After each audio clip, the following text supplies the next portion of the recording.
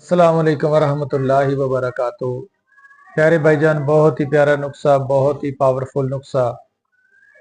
इंशाल्लाह एक बार तुम इस्तेमाल करोगे, बल्कि एक खुराक इस्तेमाल करोगे, पहले दिन एक खुराक इस्तेमाल करोगे, इनका रिजल्ट तुहानू खुद ही दसेगी। इन्नी पावरफुल दवाई है कि तुसी 15 दिन सिर्फ खानी है, 15 दिन तो उत्ते नहीं खानी। ये वो दवाई नहीं है एक माह वाली 2 माह वाली, सिर्फ 15 दिन खानी है।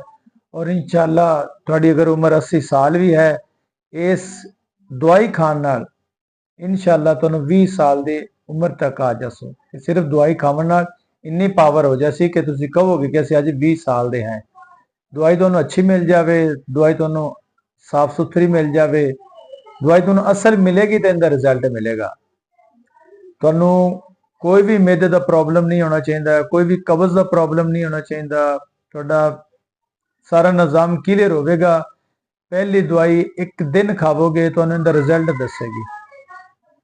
जो भी तुहाडे करीब तरीन पंसार स्टोर है, उत्थों दवाई जाके हासिल करो।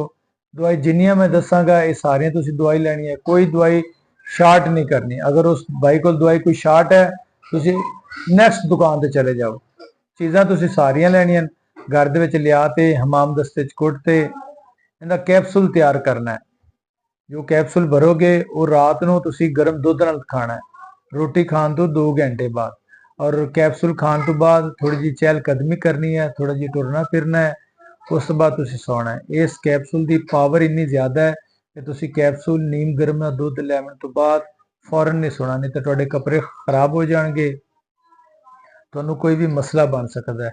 दवाई मैं पेश करन लगा, तुसी कापी पेन से लिखनी है ते लिख लो, अपने ज़हन नशीन करनी है, ज़हन नशीन कर लो। अगर तुहानू दवाई मिल नहीं रही, स्क्रीन ते मेरा नंबर चल रहा है, तुसी मेरे नाल व्हाट्सएप के जरिए रबता करो, कॉल भी कर सकते हैं। मैं तुहानू इस दे बारे दवाई अच्छी आला किस्म की बना के तुहाडे घर TCS के जरिए, डाक के जरिए भेजन की इंशाल्लाह कोशिश करांगे।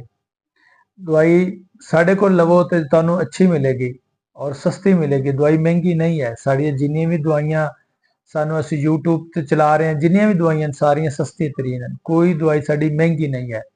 मैं दवाई दसन लग्या, तुसीं अपना नोट कर लो। सब तो पहले तुसीं लैनी है जिनसिंग, असली होवे, आला किस्म की होवे।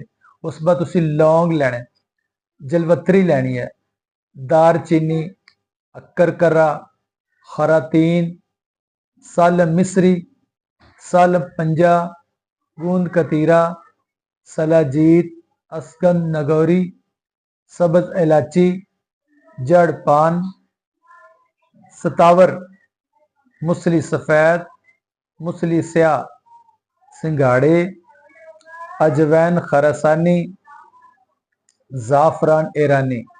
इन्हां तुसीं सारे चीज़ां लियाओ, इनू घर दे विच कुटो, इनू किसी भी डब्बे च महफूज कर लो। कैप्सूल तुसीं भरने, जिहड़ा वड्डा कैप्सूल है वो तुसीं इनू भरना है, वो तुसीं कैप्सूल इस्तेमाल करना है। अल्लाह ने चाहा तो तुहानू 15 दिनों के बाद की गल है, पहली ही खुराक नाल बिल्कुल निजाम सैट हो जासी। और तुसीं खुद वेखोगे 15 दिन खाना है, इस तो ज्यादा नहीं खाना। हाँ, तुहानू ज्यादा मसला है, फिर तुसीं 1 माह खा सकते हैं, लेकिन तुसीं मेरे नाल मशवरा भी कर सकते हैं। स्क्रीन ते मेरा नंबर चल रहा है, मेरे नाल मशवरा भी कर लो। कोई चीज़ की समझ नहीं आनी, मेरे नाल मशवरा कर लो।